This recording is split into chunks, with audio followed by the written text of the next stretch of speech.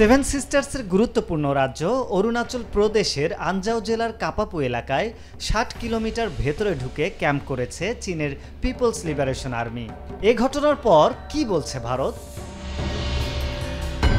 ভারতের অরুণাচল রাজ্যের নারী ও শিশু উন্নয়ন বিষয়ক মন্ত্রী দাসাংলু পুল জানিয়েছেন, স্থানীয়দের মতে চীনা সেনারা কাপাপু জেলায় প্রবেশ করেছিল এবং চলে যাওয়ার আগে কয়েকদিন সেখানে অবস্থান করেছিল। পরিচয় প্রকাশে অনিচ্ছুক ভারতের একজন ঊর্ধ্বতন সেনা কর্মকর্তা অনুপ্রবেশের বিষয়টি অস্বীকার করে বলেছেন, এ ধরনের ঘটনা প্রায়ই অনিচ্ছাকৃতভাবে ঘটে থাকে।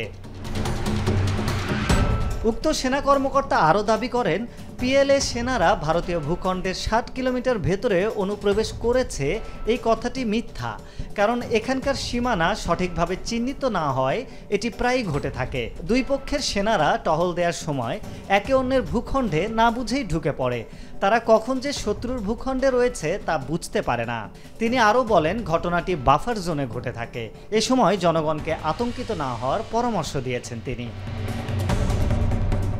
ভারতীয় একটি গণমাধ্যমের প্রতিবেদনে বলা হয়েছে, কাপাপু এলাকায় গভীর বনে আগুন ধরানো, পাথরের গায়ে রং ব্যবহার করে লেখা চীনের নাম এবং চীনা খাদ্য সামগ্রীর ছবি দেখে বোঝা যায় সেখানে প্রায় এক সপ্তাহ আগে চীনের সেনারা ঢুকেছিল।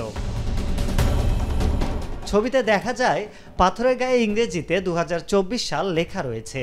ভারতীয় ভূখণ্ডে নিজেদের মালিকানা দাবি করার অংশ হিসেবে অনুপ্রবেশের পর চীনা সেনাবাহিনী এসব কৌশল ব্যবহার করেছে বলে জানা গিয়েছে।